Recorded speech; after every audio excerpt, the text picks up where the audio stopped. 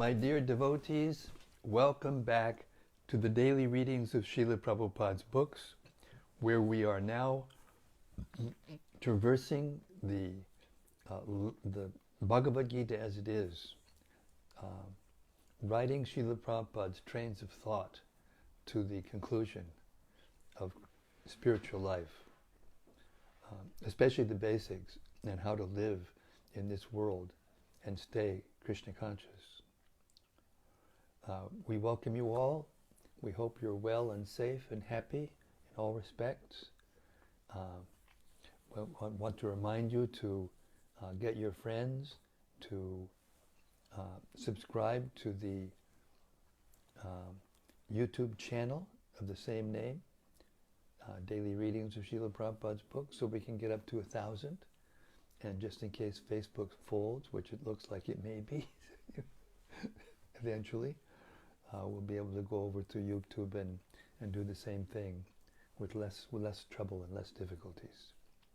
Okay, the Srimad Bhagavata Mahima Stotra is equally applicable to the Bhagavad Gita as to the Bhagavatam. And so we read it every day so that we can get deeper understanding of what we're hearing. Srimad Bhagavata Mahima Stotram by Srila Sanatan Goswami. Sarva Shastrabdi Piyusha Sarva Vedaika Satpala Sarva Siddhanta Ratnaja Sarva Lokaika Drikprada. O nectar from the ocean of all scriptures, singular fruit of all the Vedas, rich mine of the precious gems of all conclusive truths, you are the only giver of sight to all the worlds. Sarva Bhagavata Prana Srimad Bhagavata Prabho Kali Dvandotitaditya Sri Krishna Parivartita. O life air of all the Supreme Lord's devotees, O Master Srimad Bhagavatam, you are the sun risen in the darkness of Kali. You are the exact image of Sri Krishna. Paramananda Pataya Prema Varshakshadayate Sarvada Savasevyaya Sri Krishnaya Namostume. I bow down to you, who are supremely blissful to read. Your every syllable pours down a flood of prema. You can always be served by everyone. You are Sri Krishna himself. Madeka Bando Matsangin Madguro Man Mahadana Man Nishtadaka Mad Bhagya Mad Anandanamostute. My only friend, my constant companion, my spiritual master, my great wealth, my savior, my good fortune, my source of ecstasy, I bow down to you. Asadu sadutadayin atini chochatakara hanamunchagadachin mam premna rit kantayokspura. O bestower of saintliness to the unsaintly, O exalter of the most fallen, please never leave me. Always appear in my heart and my voice with pure love. Om Namo Bhagavate Vasudevaya. Om Namo Bhagavate Vasudevaya. Om Namo Bhagavate Vasudevaya. I'd like to offer a warm welcome to our honored guest today, His Grace Radharaman Prabhu, who has abandoned us for greener pastures in the big city. You know, us little village boys down here in the hive are appreciating his visit. Hare Krishna.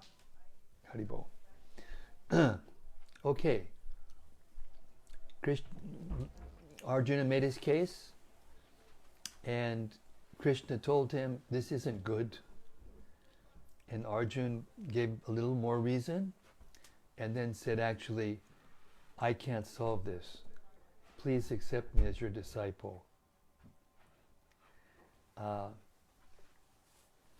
And now we're going to launch, Krishna is going to launch into his instructions to Arjuna.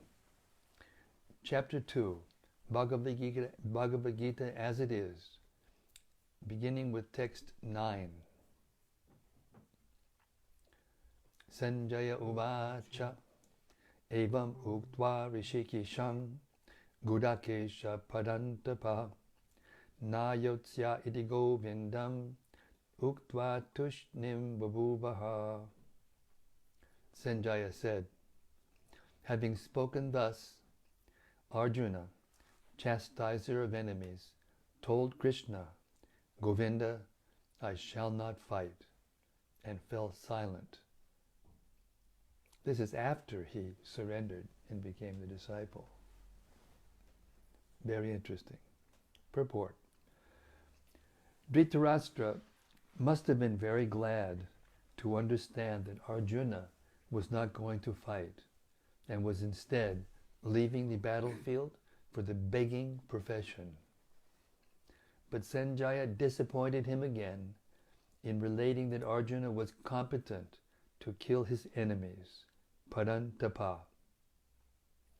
Although Arjuna was, for the time being, overwhelmed with false grief due to family affection, he surrendered unto Krishna, the supreme spiritual master, as a disciple.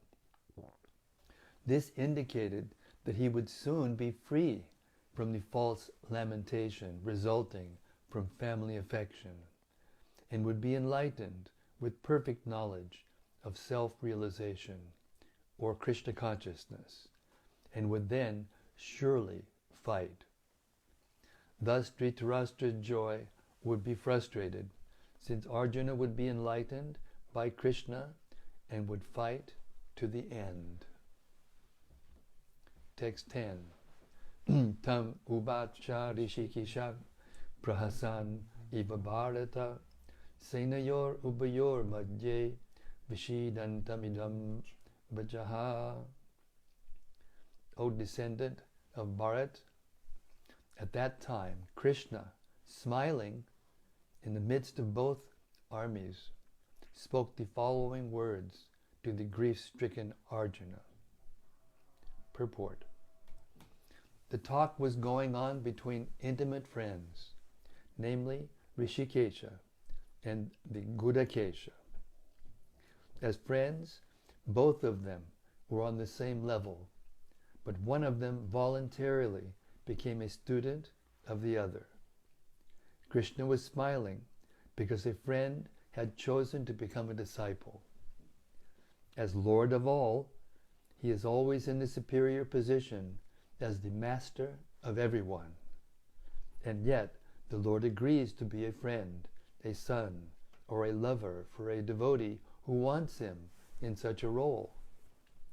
But when he was accepted as the master, he at once assumed the role and talked with the disciple like the master, with gravity, as it is required. It appears that the talk between the master and the disciple was openly exchanged in the presence of both armies, so that all were benefited. So the talks of Bhagavad-gita are not for any particular person, society, or community, but they are for all, and friends or enemies are equally entitled to hear them. Text 11. Shri Bhagavan Uvacha Ashochan Anvashochas Twang Pragyad Vadang Chabashase Gatasun Agatasun Cha Nanusho Chantipanditaha. The Supreme Personality of Godhead said, while speaking learned words, you are mourning for what is not worthy of grief. Those who are wise lament neither for the living nor for the dead. Purport. The Lord at once took the position of the teacher and chastised the student, calling him indirectly a fool. The Lord said, You are talking like a learned man, but you do not know that one who is learned, one who knows what is body and what is soul, does not lament for any stage of the body, neither in the living nor in the dead condition. As explained in later chapters, it will be clear that knowledge means to know matter and spirit and the controller of both. Arjuna argued that religious principles should be given more importance than politics or sociology, but he did not know that knowledge of matter, soul, and the Supreme is even more important than religious formularies. And because he was lacking in that knowledge, he should not have posed himself as a very learned man. As he did not happen to be a very learned man, he was consequently lamenting for something which was unworthy of lamentation. The body is born and is destined to be vanquished today or tomorrow. Therefore, the body is not as important as the soul. One who knows this is actually learned, and for him there is no cause for lamentation, regardless of the condition of the material body. Text 12. Natvivaham jatu nasam natvang nemi janadipaha nachaiva nabhavishamak sarvivaya matak padam. Never was there a time when I did not exist, nor you, nor all these kings, nor in the future shall any of us cease to be. Purport. In the Vedas, in the Katha Upanishad, as well as the Shvetashvatara Upanishad, it is said that the Supreme Personality of Godhead is the maintainer of innumerable living entities, in terms of their different situations, according to individual work and reaction of work. That Supreme Personality of Godhead is also, by his plenary portions, alive in the heart of every living entity. Only saintly persons who can see within and without the same Supreme Lord can actually attain to perfect and eternal peace. Nityo nityanam chaitanas chaitananam eko bahunam yo vididhati kaman tamatmakstam ye nupashanti didas tesham shanti shashvati netadeshvam. Katha Upanishad 2.2.13. The same truth, the same Vedic truth given to Arjuna is given to all persons in the world who pose themselves as very learned, but factually have but a poor fund of knowledge.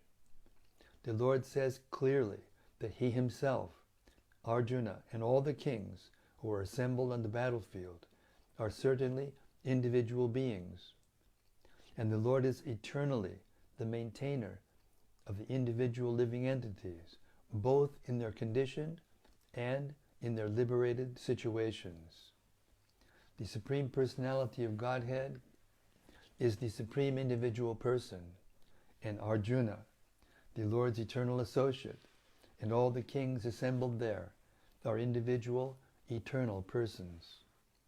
It is not that they did not exist as individuals in the past, and it is not that they will not remain eternal persons. Their individuality existed in the past, and their individuality will continue in the future without interruption. Therefore, there is no cause for lamentation for anyone. The Mayavadi theory that after liberation, the individual soul, separated by the covering of Maya or illusion, will merge into the impersonal Brahman and lose its individual existence is not supported herein by Lord Krishna, the supreme authority. Nor is the theory that we can only nor is the theory that we only think of individuality in the conditioned state supported herein. Krishna clearly says herein that in the future also the individuality of the Lord and others, as it is confirmed in the Upanishads, will continue eternally. This statement of Krishna's is authoritative because Krishna cannot be subject to illusion. If individuality were not a fact, then Krishna would not have stressed it so much, even for the future. The Mayavadi may argue that the individuality spoken of by Krishna is not spiritual, but material. Even accepting the argument that the individuality is material, then how can one distinguish Krishna's individuality? Krishna affirms his individuality in the past and confirms his individuality in the future also. He has confirmed his individuality in many ways. An impersonal Brahman has been declared to be subordinate to him. Krishna has maintained spiritual individuality all along. If he is accepted as an ordinary conditioned soul in individual consciousness, then his Bhagavad-gita, if he is accepted as an ordinary conditioned soul in individual consciousness, then his Bhagavad-gita has no value as authoritative scripture. A common man with all the four defects of human frailty is unable to reach that which is worth hearing. A common man with all the four defects of human frailty is unable to teach that which is worth hearing. The Gita is above such literature. No mundane book compares with the Bhagavad-gita. When one accepts Krishna as an ordinary man, the Gita loses all importance. The Mayavadi argues that the plurality mentioned in this verse is conventional and that it refers to the body. But previous to this verse, such a bodily conception is already condemned. After condemning the bodily conception of the living entities, how was it possible for Krishna to place a conventional proposition on the body again? Therefore, individuality is maintained on spiritual grounds and is thus confirmed by great Acharyas like Sri Ramanuja and others. It is clearly mentioned in many places in the Gita that this spiritual individuality is understood by those who are devotees of the Lord. Those who are envious of Krishna as the Supreme Personality of Godhead have no bona fide access to the great literature. The non-devotee's approach to the teachings of the Gita is something like that of a bee licking on a bottle of honey. One cannot have a taste of honey unless one opens the bottle. Similarly, the mysticism of the Bhagavad-gita can be understood only by devotees, and no one else can taste it, as it is stated in the 4th chapter of the book. Nor can the Gita be touched by persons who envy the very existence of the Lord. Therefore, the Mayavadi explanation of the Gita is a most misleading presentation of the whole truth. Lord Chaitanya has forbidden us to read commentations made by the Mayavadis and warns that one who takes to such an understanding of the Mayavadi philosophy loses all power to understand the real mystery of the Gita. If individuality refers to the empirical universe, then there is no need of teaching by the Lord. The plurality of the individual soul and the Lord is an eternal fact, and it is confirmed by the Vedas as above mentioned. Text 13. Dehinosmin yata dehe kaumarang jovanam jada tata dehantara praptir dhiras tatra namuyati. As the embodied soul continuously passes in this body from boyhood to youth to old age, the soul similarly passes into another body at death. A sober person is not bewildered by such a change. Purport. Since every living entity is an individual soul, each is changing his body every moment, manifesting sometimes as a child, sometimes as a youth, and sometimes as an old man. Yet the same spirit soul is there and does not undergo any change. This individual soul finally changes the body at death and transmigrates to another body.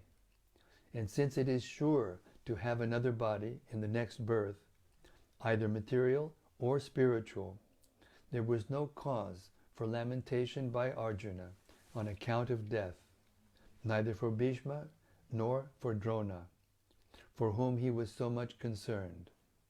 Rather, he should rejoice for their changing bodies from old to new ones, thereby rejuvenating their energy. Such changes of body account for varieties of enjoyment or suffering, according to one's work in life. So Bhishma and Drona, being noble souls, were surely going to have spiritual bodies in the next life, or at least life in heavenly bodies for superior enjoyment of material existence.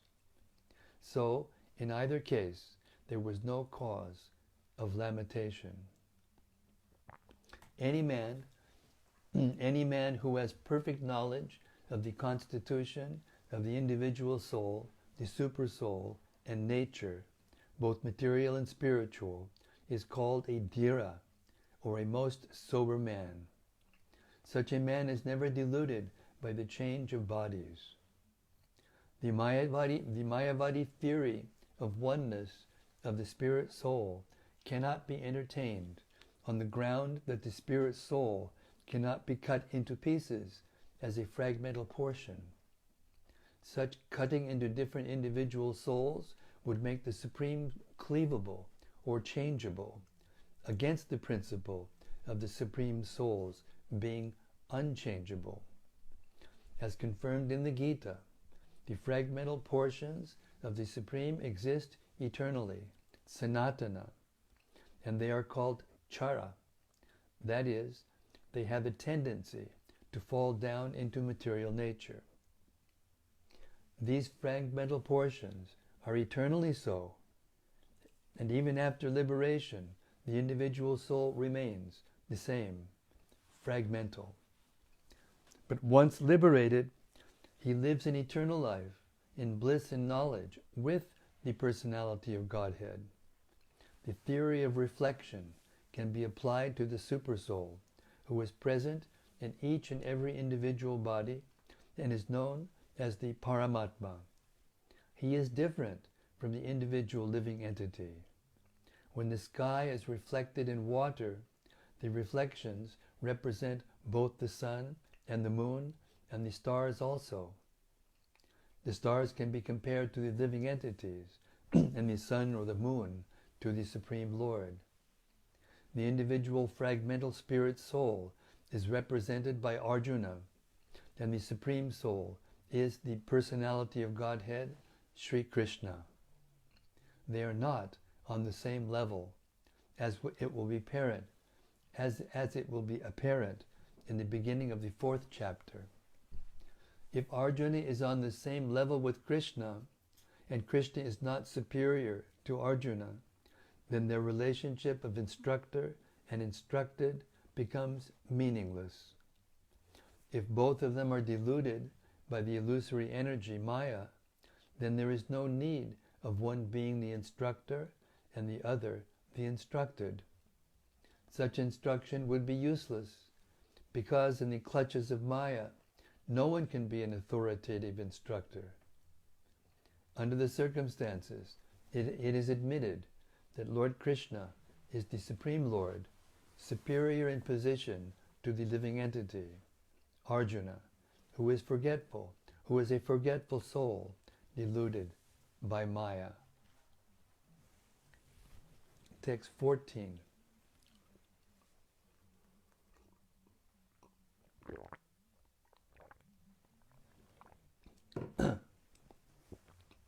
Matra sparshas tu kaunteya shitoshna sukadukadaha agama payano nityas tang stitikshas svabharata. O son of Kunti, the non-permanent appearance of happiness and distress and their disappearance in due course are like the appearance and disappearance of winter and summer seasons. They arise from sense perception, O scion of Bharat, and one must learn to tolerate them without being disturbed. Purport. In the proper discharge of duty, one has to learn to tolerate non-permanent appearances and disappearances of happiness and distress.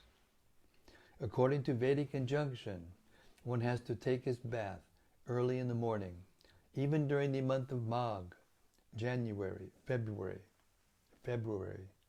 It is very cold at that time, but in spite of that, a man who abides by the religious principles does not hesitate to take his bath.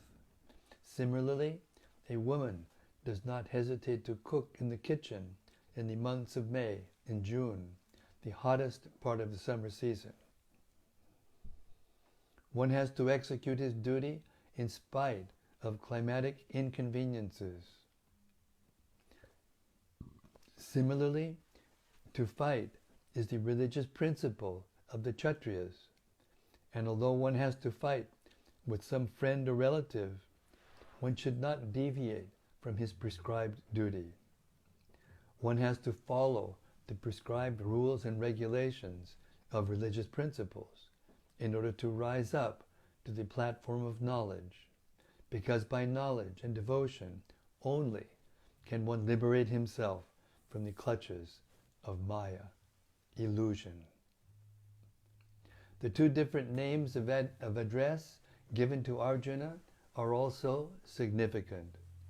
To address him as Kaunteya signifies his great blood relations from his mother's side, and to address him as Bharat signifies his greatness from his father's side. From both sides, he is supposed to have a great heritage. A great heritage brings responsibility in the matter of proper discharge of duties. Therefore, he cannot avoid fighting. Text 15. Yam hina vyatayantyete purushang purusharshabha samadukha sukham dhinam somritat vaya kalpate. O best among men, Arjuna, the person who is not disturbed by happiness and distress and is steady in both is certainly eligible for liberation. Purport.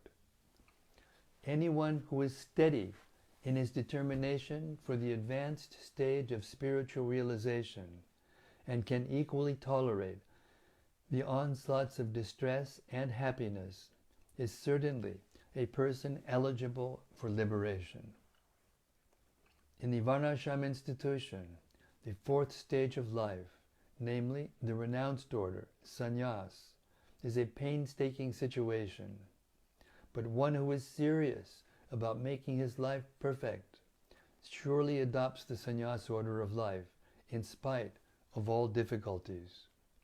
The difficulties usually arise from having to sever family relationships, to give up the connection of wife and children. But if anyone is able to tolerate such difficulties, surely his path to spiritual realization is complete. Similarly, in Arjuna's discharge of duties as a Kshatriya, he is advised to persevere even if it is difficult to fight with his family members or similar beloved persons. Lord Chaitanya took sannyas at the age of 24, and his dependents, young wife as well as old mother, had no one else to look after them. Yet for a higher cause, he took sannyas and was steady in the discharge of higher duties. That is the way of achieving liberation from material bondage. Text 16. Nasato vidyate bhavo, na bhavo vidyate sataha, ubayorapi drishtantas, tvanayos tattvadarshibhihi. Those who are seers of the truth have concluded that of the non-existent, the material body, there is no endurance, and of the eternal, the soul, there is no change. Thus, seers have concluded by studying the nature of both. Purport. There is no endurance of the changing body. That the body is changing every moment by the actions and reactions of the different cells is admitted by modern medical science. And thus, growth and old age are taking place in the body. But the spirit soul exists permanently, remaining the same despite all changes of the body and the mind. That is the difference between matter and spirit. By nature, the body is ever changing and the soul is eternal. The conclusion is established by all classes of seers of the truth, both impersonalists and personalists. In the Vishnu Purana 2:12-38, it is stated that Vishnu and his abodes all have self-illuminated spiritual existence. Jyoting si Vishnur Bhavanani Vishnu. The words existent and non-existent refer only to spirit and matter. That is the version of all seers of truth. This is the beginning of the instruction by the Lord to the living entities who are bewildered by the influence of ignorance. Removal of ignorance involves the re-establishment of the eternal relationship between the worshipper and the worshipable, and the consequent understanding of the difference between the part and parcel living entities and the Supreme Personality of Godhead.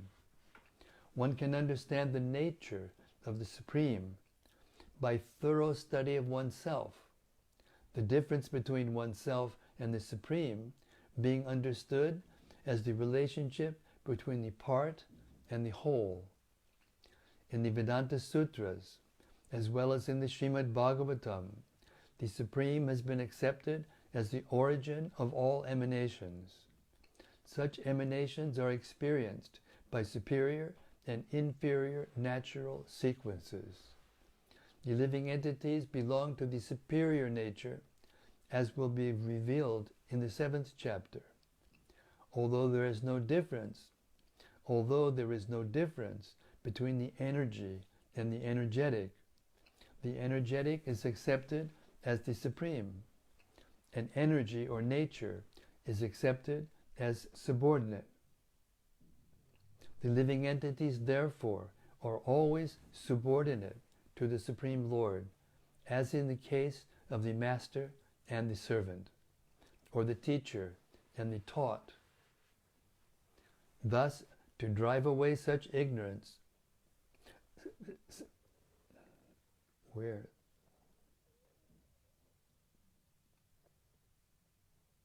such clear knowledge is impossible to understand under the spell of ignorance.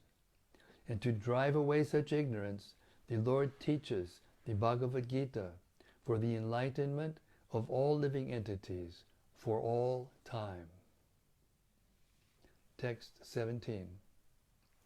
Avinashi tu tad vidi yena sarvamidang tatam vinasham Avyayasyasya na kachchit kartum arati. That which pervades the entire body, you should know to be indestructible.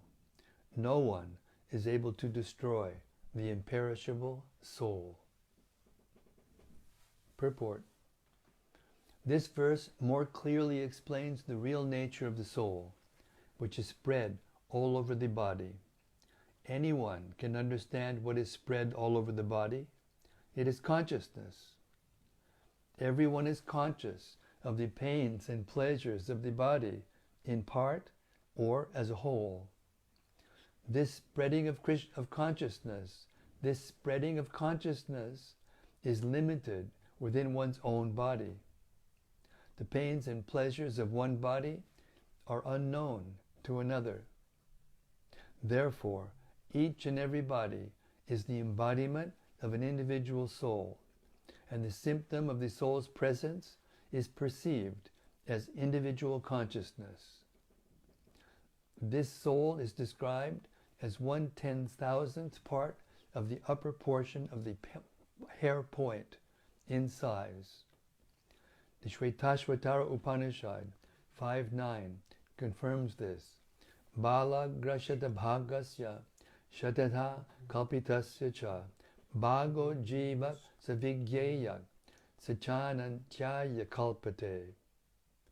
When the upper point of the hair is divided into 100 parts, and again each of such parts is further divided into 100 parts, each such part is the measurement of the dimension of the spirit soul. Similarly, the same version is stated. Kishagra shatabhagasya shatangsha sadrishatmakaha jiva sukshma sarupo yang sankyatito hichitkanaha. There are innumerable particles of spiritual atoms, which are measured as 1/10,000th of the upper portion of the hair. Therefore, the individual particle of spirit soul is a spiritual atom, smaller than the material atoms, and such atoms are innumerable. This very small spiritual spark is the basic principle of the material body, and the influence of such a spiritual spark is spread all over the body, as the influence of the active principle of some medicine spreads throughout the body. This current of the spirit soul is felt all over the body as consciousness, and that is the proof of the presence of the soul.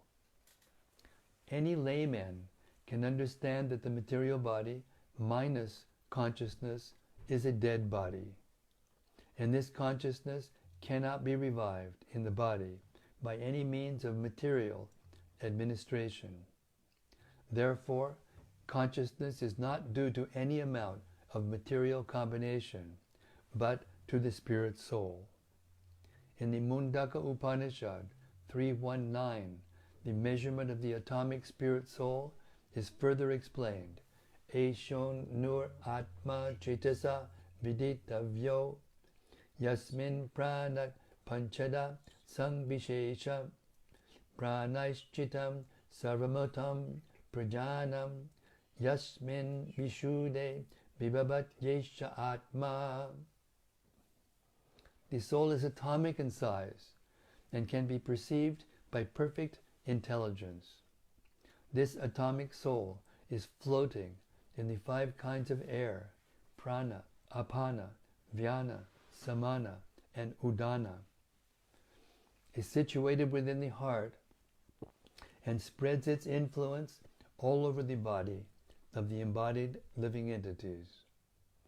When the soul is purified from the contamination of the 5 kinds of material air, its spiritual influence is exhibited. The Hatha Yoga system is meant for controlling the 5 kinds of air, encircling the pure soul by different kinds of sitting postures, not for any material profit but for liberation of the minute soul from the entanglement of the material atmosphere. So the constitution of the atomic soul is admitted in all Vedic literatures, and it is also actually felt in the practical experience of any sane man. Only the insane man can think of this atomic soul as all-pervading Vishnu Tattva. The influence of the atomic soul can be spread all over a particular body. According to the Mundaka Upanishad, this atomic soul is situated in the heart of every living entity, and because the measurement of the atomic soul is beyond the power of appreciation of the material scientists, some of them assert foolishly that there is no soul. The individual atomic soul is definitely there in the heart along with the supersoul, and thus all the energies of bodily movement are emanating from this part of the body. The corpuscles which carry the oxygen from the lungs gather energy from the soul. When the soul passes away from this position, the activity of the blood generating fusion ceases. Medical science accepts the importance of the red corpuscles, but it cannot ascertain that the source of the energy is the soul. Medical science, however, does admit that the heart is the seat of all energies of the body. Such atomic particles of the spirit soul are compared to the sunshine molecules. In the sunshine, there are innumerable radiant molecules. Similarly, the fragmental parts of the Supreme Lord are atomic sparks of the rays of the Supreme Lord, called by the name Prabha, or superior energy. So whether one follows Vedic knowledge or modern science, one cannot deny the existence of the spirit soul in the body, and the science of the soul is explicitly described in the Bhagavad-gita by the personality of Godhead.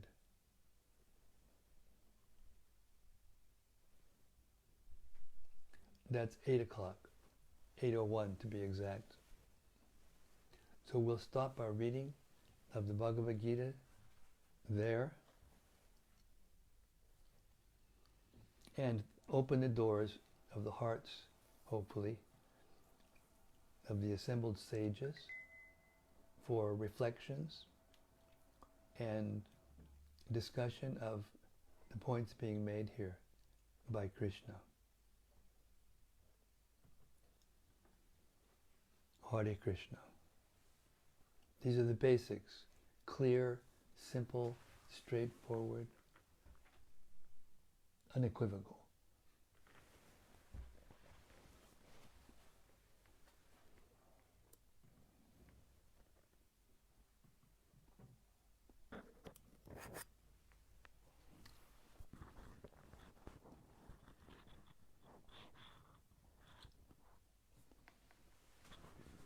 Hare Krishna. First is from Saloni Sachi Sundari. Saloni Sachi Sundari. You have something to say? No? Later maybe? Okay. Saloni Sachi Sundari. Hare Krishna. She says, Hare Krishna Maharaj, all glories to Srila Gurudev. Jai, all glories to His divine grace. From Bhaktamatsu. Haribo Bhaktamatsu. He says, Srila Prabhupāda ki jai, Bhaktivedanta purports ki jai, His Holiness Keshava Bharati Goswami ki jai, daily readings of Srila Prabhupada's books ki jai, all the assembled devotees ki jai. Jai, that covers everybody. Haribo. From Rati Manjari. Is this Rati? Okay, she wasn't here last night. She's back. Good. Hare Krishna. Life of the party. She says, Jai Guru Maharaj, thank God for the daily readings of Srila Prabhupada's books. Well, that's a proper use of that saying. Oh, thank God for the daily readings of Srila Prabhupada's books. There you go. Looks like a heading for some kind of... And from Devadarana. A promotional. Devadarana, Hare Krishna. She says, Jai, Hare Krishna, dear Maharaj. Today I am fortunate because I am hearing you. Thank you. Hare Krishna. I think you're hearing Prabhupada. I'm just the peon delivering the mail, just reading what Prabhupada has written.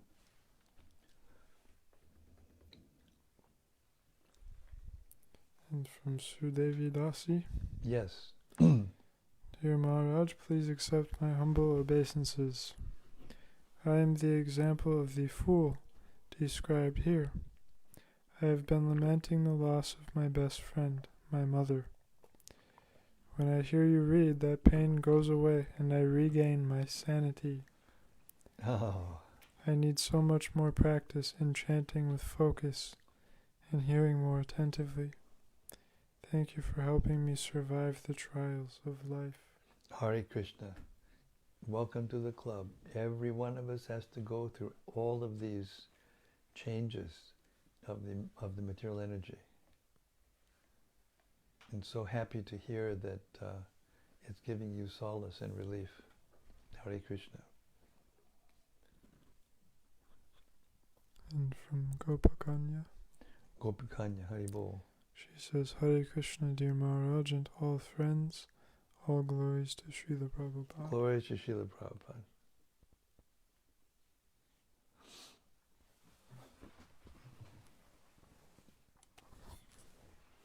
Okay, our honored guest is going to deliver some transcendental knowledge over here.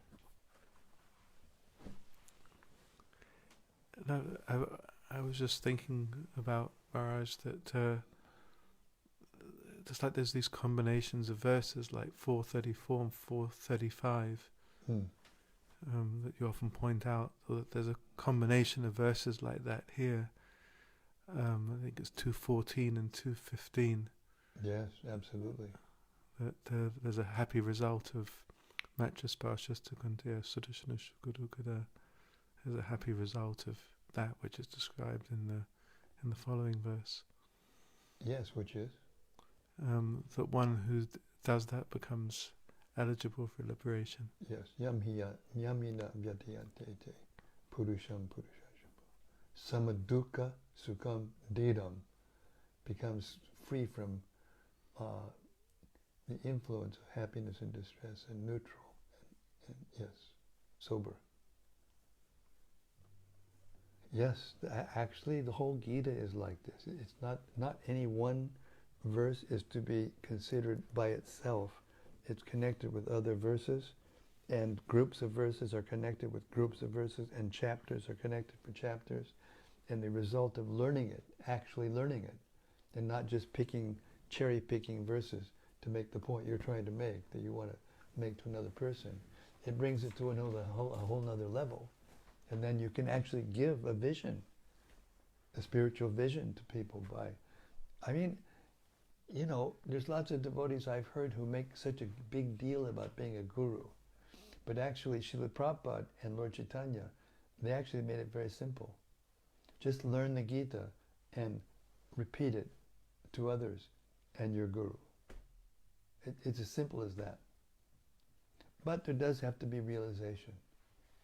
There does have to be realization. The realization comes from applying internally and externally the philosophy. When you apply the knowledge, then your vision changes. Om Ajnana Timidandasya Chakshurunlitam Jina Tasmai Shri Gurave Namaha. So this is a very wonderful idea that you're saying how to put verses together. And many times there's the beginning, the verse and the one before it and the one after it also are put together to make a complete picture, complete thought. You have to do this in order to come to the Siddhanta. Otherwise you're just, there's a word, a French word actually, speaking of French, that the word, Gopi Paranananda Prabhu used to use it a lot. It's called dilettante.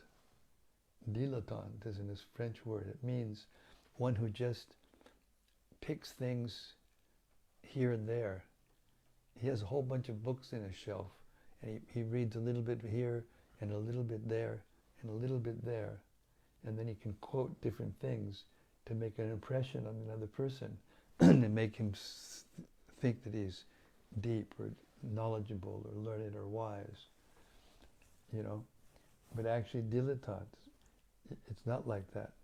Therefore, Rupa Goswami said, don't try to read too many books. That's what he means. If you can read all the books and learn them thoroughly, more power to you. But if you can't, take one, the Bhagavad-gita, and learn it thoroughly. And then everything changes.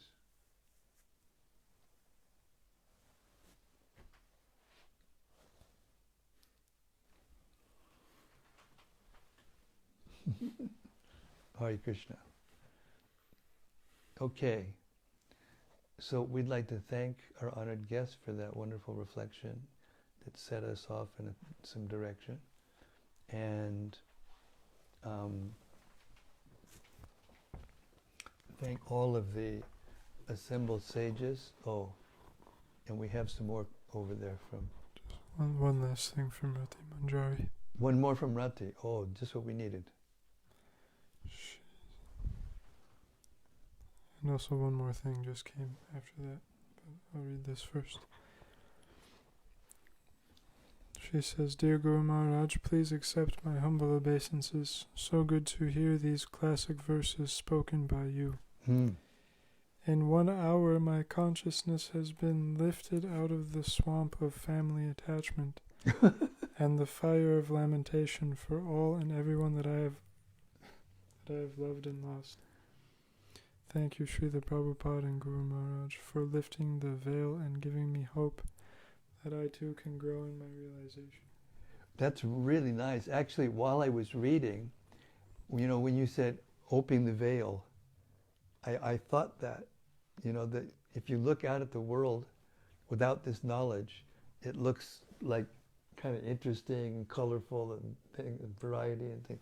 But you just lift the veil with knowledge, and you can see everybody is trying to eat everybody else, The birds are eating the insects, and the insects are eating each other. And, you look at the nature, and it's just beautiful, peaceful, green. But if you go into it and start to open the rocks and look underneath the leaves, and then you'll see it's cutthroat, one living being eating another living being. That's what nature is. And then those who are skeptics, they'll say, oh yes, you're always so negative. How can you live? You're escapist. Yes, we're escaping illusion. Thank you. Okay, and one more. Thanks, Rati, for that. From Daitya Haridas. Daitya Haridas. He says, Hare Krishna. Yeah. He says, Hare Krishna Maharaj, thanks again for the reading. It's very impressive the depth and precision that Prabhupada explains what consciousness and the soul is in this section. He spoke about it in almost all his lectures. How important is it that we keep hearing this point? Because sometimes the material tendency is to want to move to higher levels and see this as beginner stuff, which is obviously the wrong mentality.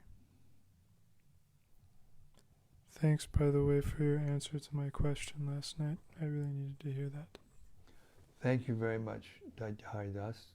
And it's very true what you just said. And we will leave it at that. We'll chew on what you said and digest it, and it will help us in our spiritual lives yes, the Bhagavad-gita has layers of meanings. Even in beginning purports, there's layers of meanings. And to understand it deeply requires, work, spiritual work, and attention to the detail, and the ability to put the thoughts together, as we were talking with Radharaman just now, so that we can actually see for ourselves. This is not just about collecting information or information content. It's about, gaining knowledge, and through that knowledge, wisdom, and through that wisdom, the ability to live, in a way that causes clarity and causes peacefulness, but more than peacefulness, happiness. But you can't be happy without peace. That's what Krishna says later on in the Gita, at the end of this chapter, actually. And so yes, it's very important to continue to hear the Bhagavad Gita. And Prabhupada says it many times in his purports, even in the Bhagavatam, that the Gita should not be, you should not stop reading the Gita. You should keep reading the Gita. As Daita Haridas kind of hinted at, if you don't, then time will take the knowledge away. Because time is all powerful. Time is Krishna, an incarnation of Krishna, an expansion of Krishna. And it causes us to forget. So unless we continually hear the Gita and the Bhagavatam and the Chaitanya Charitamrita and all these books regularly, then we will forget. It's sure. So with that, we'll close our readings for the day, and invite you all to come back tomorrow for more of the same, more nectar, more solidifying and digging deeper, so that we can build a foundation that is very strong, so that we can build the house of bhakti is built on this foundation of the knowledge of the Gita. Bhagavad-gita As It Is, ki jai. Samaveda Bhaktivinoda ki jai. Gaur Premanandi Hari Hari Bol. See you tomorrow night. Same place, same time, same topic. The nectar of Krishna's words. See you tomorrow. Hare Krishna.